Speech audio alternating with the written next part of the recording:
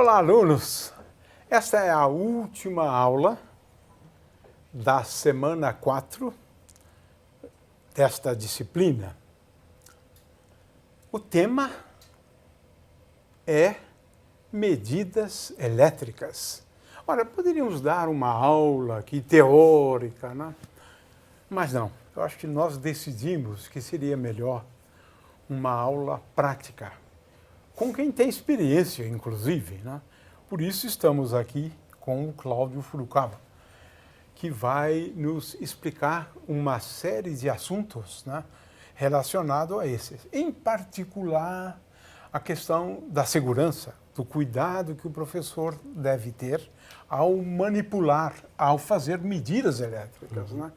Porque algumas medidas, de fato, comportam algum risco, né? Então, ele vai nos explicar tudo isso ao longo de uma série de experiências, né? E a ideia aqui é realmente a questão das medidas elétricas, né?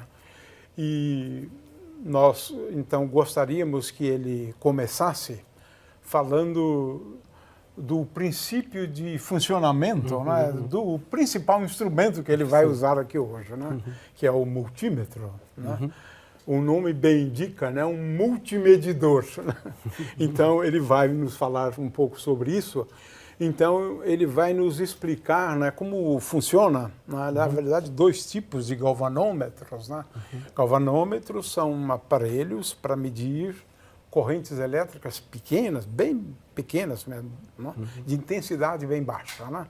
O fato é que, então, vamos começar por duas experiências, né, onde o Cláudio vai explicar o princípio de funcionamento dos galvanômetros, né, que medem, como eu disse antes, correntes elétricas de baixa intensidade. Vamos lá, então. Os galvanômetros, né, como você falou, então, eles indicam a passagem de correntes muito pequenas e eram utilizados largamente nos multímetros analógicos. Hoje em dia, a gente usa mais os multímetros digitais, mas já vamos chegar a ele. Aqui vamos, então, mostrar como que você pode, a partir de uma pequena corrente elétrica, usar um mostrador, né, indicar a passagem de corrente elétrica e, com isso, medir tensão, medir corrente, resistência, né? Então, vamos usar primeiro um tipo de galvanômetro chamado galvanômetro de ferro móvel. Então, esse seria o meu ponteiro do galvanômetro, né, um fio de cobre entortado, e aqui dois ímãs permanentes que eu posso colocar um contra o outro, polo norte, polo sul, então elas vão se atrair, e eu posso colocar no meio o fio, de forma que ela fica fixa. Então isso aqui vai ser o meu ponteiro.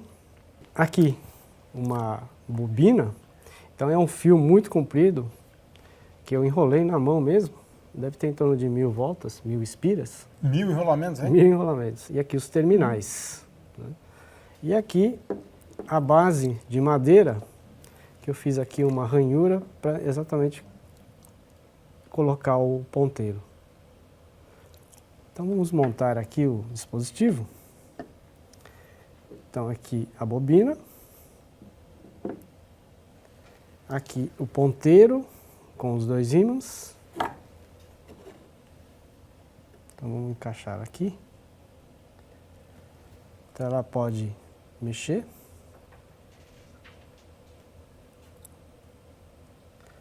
E aqui uma escala, só para mostrar que há uma deflexão de acordo com a corrente que passar pela bobina.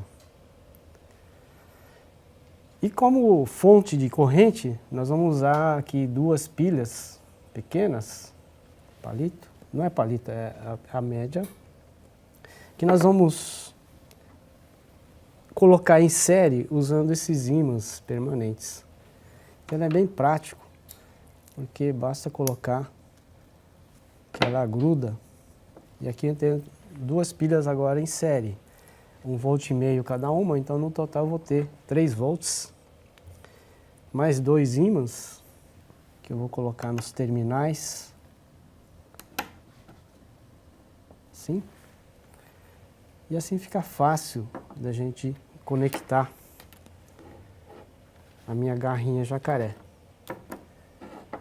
Ah, lembrando Essa que... experiência é bem fácil de realizar. Né? muito simples de realizar. O que dá mais trabalho aqui, de fato, é enrolar essa bobina, Sim, né? é Mas isso, não precisa dá, ser, aham. em torno de 1000 espiras, pode ser menos. A convenção de cor é o vermelho sempre do lado positivo da pilha e o preto o lado negativo.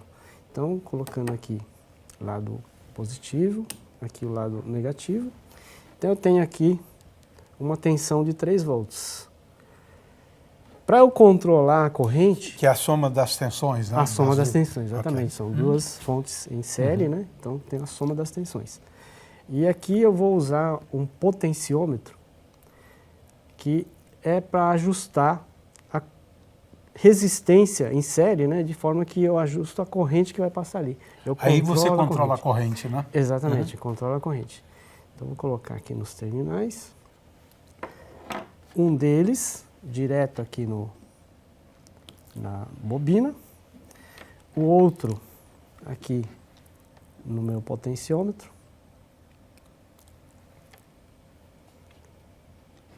E o outro aqui na outra bobina.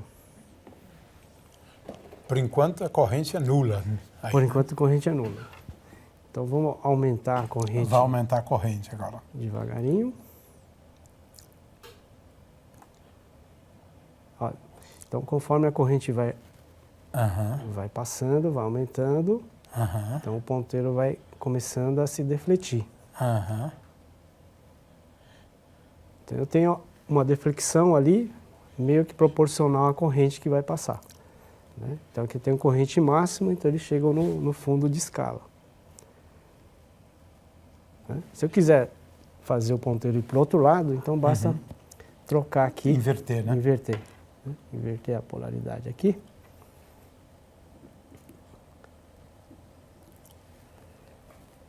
Vou ajustar aqui o 0. Então agora, conforme eu aumento a corrente, o ponteiro ele vai defletir para o outro lado. Certo? Assim eu posso até fazer uma escala corrente, né, com a deflexão. Qual a sua estimativa para a corrente que passa? É uma corrente muito baixinha, né, coisa de miliamperes, né? Miliamperes, uma corrente bem baixinha, né? Fantástico. Nossa. Então, o galvanômetro mesmo é coisa de microamperes, né? Coisas muito mais sensíveis, né? É que isso aqui é uma coisa mais rústica, né? É uma coisa só para mostrar o princípio de funcionamento. Os galvanômetros... Agora, é curioso, né? Porque a coisa funciona com base no efeito provocado pela passagem da corrente, né? Que no caso é um campo magnético aqui, né? Exatamente. E uma força, né? Na verdade, um torque, né? Exatamente, que interage, um campo magnético criado por uma corrente que interage com o campo magnético dos ímãs permanentes. Né? Então, esse é um tipo de galvanômetro que é de ferro móvel. Na verdade, é o ímã que ela muda, né? Enquanto que a bobina, que é essa parte aqui, ela fica estática. Né? Ele tem uma desvantagem, né? Que a escala não seria uma escala linear. É uma escala que não é linear, então fica mais difícil de fazer uma escala, né? Para fazer um voltímetro, por exemplo, ou para fazer um amperímetro. O mais usado, devido a essa dificuldade de fazer uma escala linear, é esse outro tipo de galvanômetro. Né? Nós vamos mostrar aqui. Então aqui também é muito simples de fazer, só que a única dificuldade aqui eu teria que ter um ímã, né? Mas eu posso substituir isso aqui com 2 ímãs. Só um campo magnético assim. Norte e sul. Norte e sul, claro. Exatamente. Então como eu tinha já isso daqui, que era já de um galvanômetro antigo, vamos utilizar. Então aqui é a mesma coisa, uma bobina, um quadro que eu enrolei aqui, né? Então, em torno de umas 20 espiras eu tenho aqui. Aqui está o ponteiro, né? E aqui 2 suportes de cobre para dar o contato elétrico. Então a gente vai colocar a bobina aqui, Dessa forma, a corrente que irá passar aqui, ele vai estar perpendicular ao campo magnético aqui do ímã. Então, se eu tenho um campo magnético e uma corrente perpendicular ao campo magnético, eu vou obter uma força, né? E essa força você pode verificar pela regra da mão esquerda, né? Campo magnético, corrente e força. Então você vai ter corrente num sentido aqui e do outro lado o sentido oposto. Então a força é para cá, para Para cima. cá, para cima, e o outro Do outro lado é para baixo. Exatamente. Gera um torque, Um né? torque, exatamente. Então esse é o princípio dos motorzinhos elétricos. Isso, é né? o mesmo princípio de Mesmo funcionamento do motor, né? Exatamente. Então a gente vai agora usar a mesma escala só para mostrar a deflexão aqui do ponteiro. Vamos colocar aqui, o zero central. E agora vamos colocar os terminais aqui da minha fonte com o meu potenciômetro em série. Então agora, bem devagarinho, nós vamos aumentando a corrente, diminuindo a resistência, então a corrente vai aumentando.